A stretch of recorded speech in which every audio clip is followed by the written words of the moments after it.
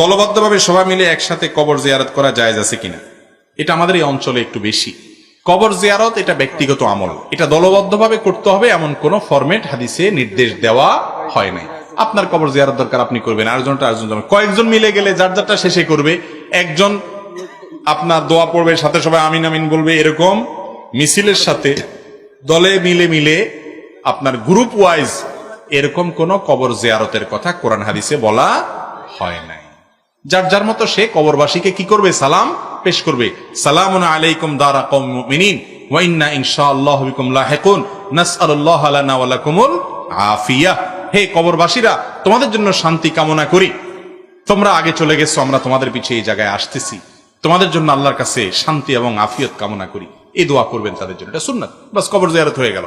এটার জন্য দল বেঁধে যাওয়া কোনো আবশ্যক না। দল বেঁধে যাওয়াটাকে যদি সিস্টেম বানিয়ে নেওয়া হয়, সেটা বেদাত পর্যন্ত চলে যেতে পারে। কথা কি বুঝাতে পারছি?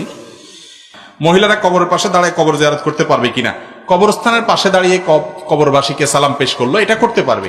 এমনকি কবরস্থানে গিয়ে জিয়ারত করতে পারবে কিনা, এটা নিয়ে ওলামাদের মধ্যে ইখতিলাফ আছে। অনেক ইমামরা বলেছেন যে বেশি বেশি করার ব্যাপারে হাদিসে নিষেধ আসছে, লানাল্লাহু যাওয়ারাতিল কুবুর আসছে, মাঝে মধ্যে গেলে অসুবিধা নাই। অনেকে বলেছেন যে নিয়ন্ত্রণ করতে পারলে, ফিতনার মুক্ত থাকতে পারলে তার জন্য করা জায়েজ আছে।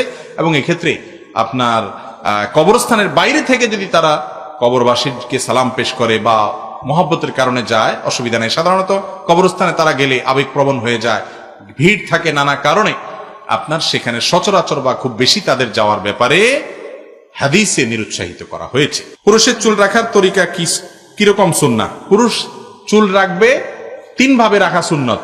এক হলো চুল বড় রাখবে কান পর্যন্ত, কাঁধ পর্যন্ত, মাঝ পর্যন্ত, কাঁধ পর্যন্ত, জুম্মা লিম্মা অফরা, জুম্মা লিম্মা অফরা। আর যদি এই তিনটার কোনোটা না রাখেন তাহলে পুরা মাথা ছোট করবেন, পুরা মাথা সমান করবেন। আর যদি আপনি একদিকে লম্বা, আরেক দিকে চাচি ফেলছেন, একদিকে একেবারে নাই, আরেক দিকে একটু আছে, বিভিন্ন খেলোয়াড়দের সাথে মিল রেখা, এটাকে হাদিসে বলা হচ্ছে কাজা। কাজা নবী সাল্লাল্লাহু আলাইহি ওয়াসাল্লাম নিষেধ করেছেন এই ধরনের চুল রাখার ক্ষেত্রে। এটা গুনাহ, এটা জায়েজ নাই। তাহলে চুল রাখার সুন্নাহ পদ্ধতি জানলাম, জায়েজ পদ্ধতি জানলাম, গুনার পদ্ধতি জানলাম, তিনটাই জানলাম। তিন ভাবের এক ভাবে রাখা সুন্নত, আর পুরা মাথা যে কোনো সাইজে একরকম করে রাখলেন, এটা হলো জায়েজ। আর একদিকে এক এক রকম, আপনার ওই যে বান্দরের মতো এক একটা এক রকম করে রাখলেন, এটা হলো না জায়েজ এবং গুনাহ, হাদিসে নিষেধ আছে। বাইরে প্রত্যেকটা কাজের জন্য আল্লাহর কাছে হিসাব দিয়ে করতে হবে। মরবেন, কবরে যাইতে হবে। হক হালাল, হালাল হারাম যে বেঁচে চলবে তো ইনশাআল্লাহ। পণ্যের সাথে থাকা কোম্পানির গিফট দোকানদার ভুলে না দিলে রেখে দিতে পারবে কিনা? দোকানদার যদি ভুলে দেয় নাই, এই চিপস কিনলের সাথে একটা খেলনা আছে, দিতে মনে নাই, চলে গেছে, তাহলে ওটা পরে পৌঁছা দিতে হবে। যদি তার আর খুঁজে পাওয়া না যায় বা চিনা না যায়, তাহলে অন্য কাউকে দান করে দিবে। দোকানদার নিজে সেটা ভোগ করা জায়েজ হবে না।